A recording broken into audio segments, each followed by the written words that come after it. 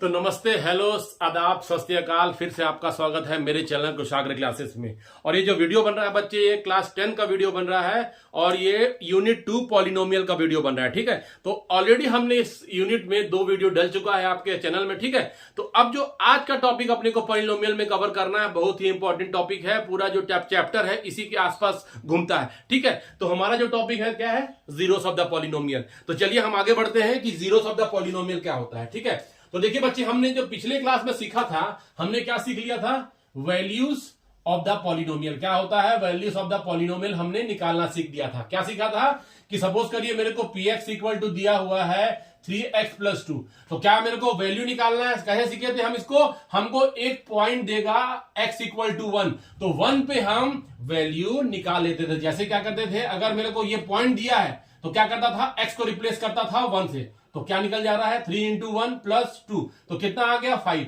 तो इस पॉलिनोमियल की वैल्यू कितनी हुई 5, किस पॉइंट पे, 1 पे। तो अब मैं 0 पे देखिए क्या होता है। अपना देखिए ये क्या निकला, मेरा वैल्यू निकला। क्या निकला, वैल्यू किस चीज का, पॉलिनोमियल का। तो वैल्यू 0 है कि नॉन जीरो है, it is a non zero. तो देखिए जीरो वो पॉइंट होता है, 0 is that point of the polynomial where the value of the polynomials come to be a 0। अब देखिए क्वेश्चन में करते हैं, थोड़ा समझिएगा। मैं बोल रहा हूं आपको दिया है, मेरे को दिया है 2x माइनस 4। ठीक है, मेरे को कोई क्वेश्चन दिया है, पॉलिनोमियल ने दिया है और बोल रहा है मेरे को वैल्यू फाइंड करना है एट x इक्वल टू 2। तो क्या फाइंड करूंगा, x को रिप्लेस करूंगा किससे, 2 से। तो क्या हो जाएगा, p of 2 equal to 2 into 2 minus 4। अब कितना आ गया बच्चे, ये क्या आ गया, वैल्यू कितनी आ गई 0। किस पॉइंट पे, देखिए ये भी वैल्यू है।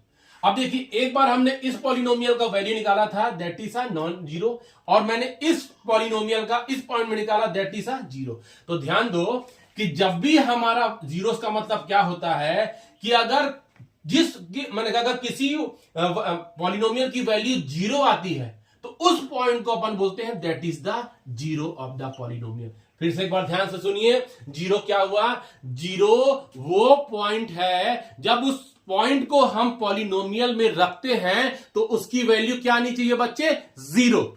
तो अभी इसकी बात नहीं करेंगे, नॉन जीरो आया। मैं इस केस में बात किया कि अगर मेरे को पॉलिनोमियल ये गया है तो इस पॉइंट को मैंने किस पे रखा, पॉलिनोमियल को, वैल्यू कितनी आ गई 0। तो इसका मतलब this is the zeros of the polynomial. समझ में आया। अब देखिए ये तो क्लियर है, ठीक है। ऐसा पॉइंट जिसमें पॉलिनोमियल की वैल्यू क्या आएगी, 0। समझ में आया, तो दैट इज द जीरो। ठीक है, तो अब देखिए एक दो क्वेश्चन अपन और करते हैं। जैसे कि सपोज करिए मेरे को कोई भी क्वेश्चन में देता है, ठीक है, मेरे को क्वेश्चन में बोलता है, क्वेश्चन इस टाइप से आते भी हैं कि फाइंड द जीरोस ऑफ कोई भी पॉलिनोमियल। सपोज कर लिए दे दिया मेरे को, मैं बोल रहा है कि 5x प्लस 2, ये पॉलिनोमियल है। अब इसको मेरे को बोलेगा 0 निकालने के लिए, जीरो।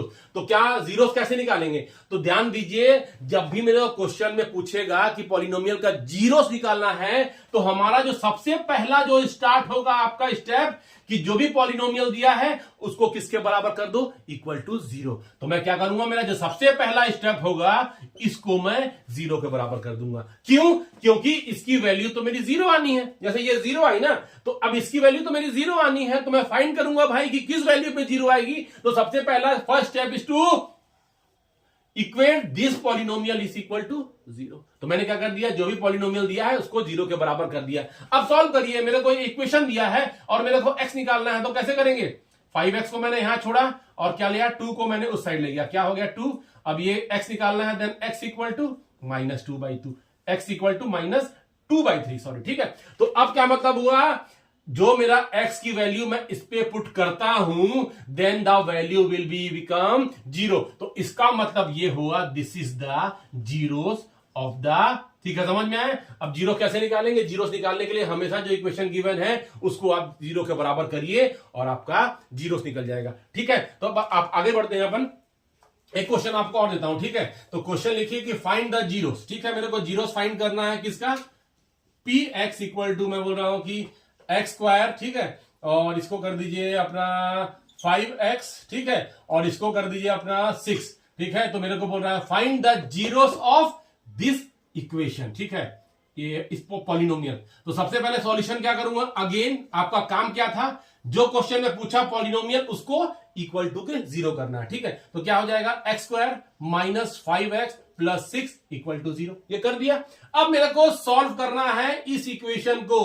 तो अब ये बताइए, ये इक्वेशन तो आपने इजीली सॉल्व कर दिया, इस इक्वेशन को कैसे सॉल्व करेंगे? इसका डिग्री क्या है? 2। Then this is a quadratic equation. याद है? तो क्वाड्रेटिक इक्वेशन के लिए कैसे सॉल्व करते हैं? By splitting the middle term. तो आप लोगों को स्प्लिटिंग द मिडिल टर्म कैसे हो जाएगा? ये minus 3x minus 2x plus 6 equal to 0। इसी तरह स्प्लिट करते हो, माइनस 5 को मैंने 2 नंबर में स्प्लिट कर दिया। ठीक है, अब इन दोनों का पेयर बना लो, इन दोनों का पेयर बना लो, तो क्या हो जाएगा? x माइनस 3 और ये हो जाएगा x माइनस 3, तो आपका हो जाएगा माइनस 2 इक्वल टू 0। तो क्या हो जाएगा? ये अगला स्टेप हो जाएगा x minus 2 x minus 3 equal to 0। तो मेरा ये यहां तक आ गया। अब इस वाले ब्रैकेट को 0 के बराबर करेंगे। If x minus 2 equal to 0 then x equal to 2 को साइड ले जाइए, देन x इक्वल टू 2। ये पहला x निकला है। और जब मैं इसको करता हूं if x minus 3 equal to 0 then 3 को उधर ले जाइए, तो क्या हो जाएगा? x equal to 3। तो देखिए हमारे जो क्वाड्रेटिक इक्वेशन दिया था, जब मैं सॉल्व करते गया स्टेप बाय स्टेप, तो हमको x की 2 वैल्यू मिली। क्या मिली? x इक्वल टू 2 और x इक्वल टू 3। तो इसका मतलब ये दोनों क्या है? मेरे जीरोस ऑफ द पॉलिनोमियल हैं। तो जब भी हम लोग जीरो निकालने के लिए पूछेगा, then what we have to do? We have to equate that polynomial equal to 0, और उसके बाद आप x की वैल्यू निकालिए जैसे निकालना आपने सीखा है। ठीक है, तो ये हो गया मेरे को कैसे जीरोस फाइंड करते हैं। अब देखिए क्या है ना, मैंने कई बार बच्चों को अपन जब पढ़ाते हैं तो अपन को समझ में आता है ना कि ये जो स्प्लिटिंग ऑफ मिडिल टर्म किया ना, ये कई सारे बच्चों के लिए बहुत ही माने प्रॉब्लम होता है सॉल्व करने के लिए। ठीक है, और इस टॉपिक में अगर ये आप सॉल्व नहीं करेंगे तो ये चैप्टर तो बनेगा नहीं। सेकेंड में इसका अगला जो टॉपिक आना है क्वाड्रेटिक इक्वेशन, तो भी उसमें आपको प्रॉब्लम होगा। तो splitting of the middle term क्या होगा बच्चे? स्प्लिटिंग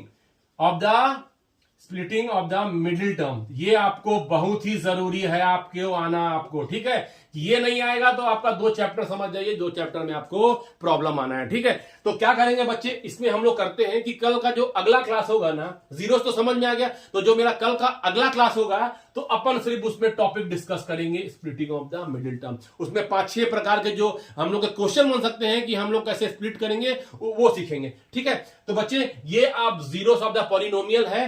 फिर से अपन मिलेंगे अगली क्लास में किस टॉपिक के साथ? Splitting of middle term. ठीक है, तो स्प्लिटिंग ऑफ मिडिल टर्म के लिए आप तैयार करते रहिए, अपने आप को तैयार करके रखिए। तब तक से मेरा वीडियो देखते रहिए, सब्सक्राइब करते रहिए, लाइक करते रहिए और मेरे को अपना कमेंट देते रहिए। तब तक के लिए अपन मिलते हैं। Thank you.